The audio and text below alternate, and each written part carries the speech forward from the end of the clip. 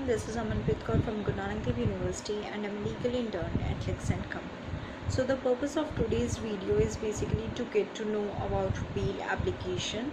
So what is bail? So let's start with this thing. So the word bail means security for a prisoner's trial. So we can say that bail in bailable offences comes under section 436 of the Code of Criminal Procedure, which provides for the bail of a person alleged of committing a crime which is bailable in nature. So the bail is the right of the person. This section further casts an obligatory duty on the police or the court to grant bail to the person alleged of committing crime bailable in nature.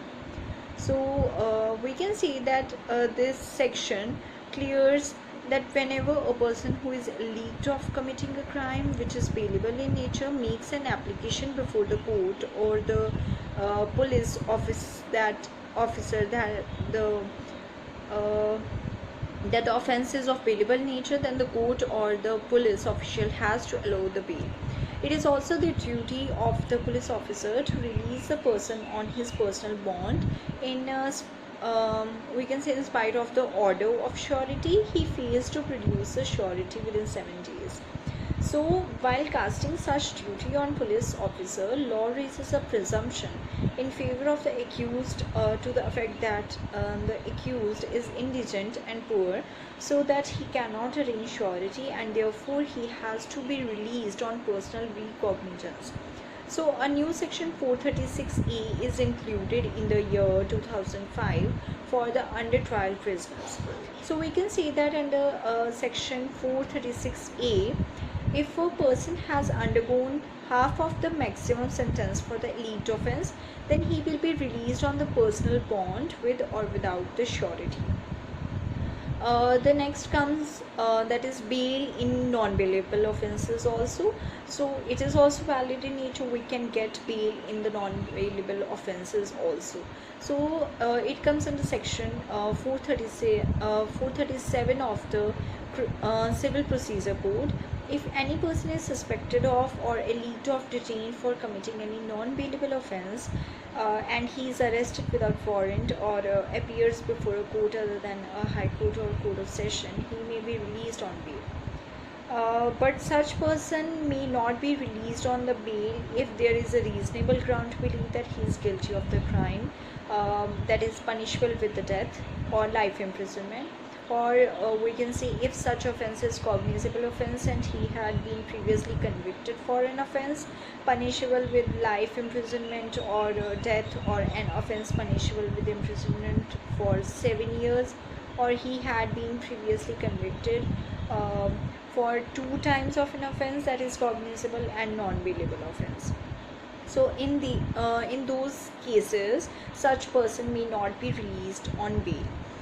And other than that, he may be released on bail if the age is under 16 or it is a woman or is sick or infirm. So in that case also he may be released on bail.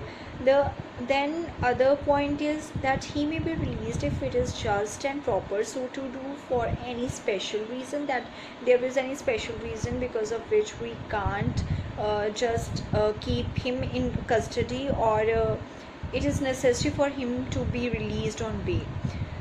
So the other point is that he may be released on bail if the police officer at any stage of investigation believes that there is no sufficient ground for non-bailable offence, or further investigation is required subject to provision of section 446, and he may be released on bail bond without sureties. So in this aspect we can say that if there is no reason to keep the investigation going, or there is no sufficient ground for his non-bailable offence, then he shall be granted with bail.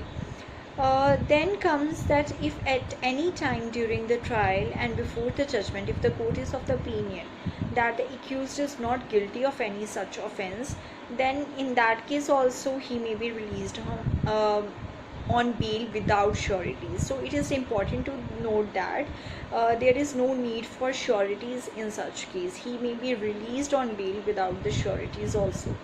So next comes anticipatory bail, that is under section 438 of CPC. If a person has an apprehension or reason to believe that he can be arrested for any non-bailable offence, then he can go for the anticipatory bail.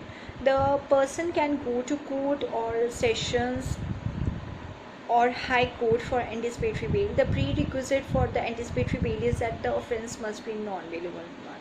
So section 438 clause 2 also provides for the conditions for granting such anticipatory bail application, that is, the person shall make available for the interrogation before the police as and when required. The person shall not make any threat, inducement, or any person to any witness, or the person shall not leave India without the permission of the court.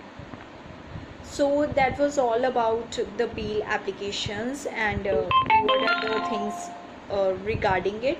So I hope you like this video. If you like this video, put a thumbs up on this video, and also don't forget to like and subscribe the channel Let's Click. And if you have any query regarding it, then mention it in the comment box.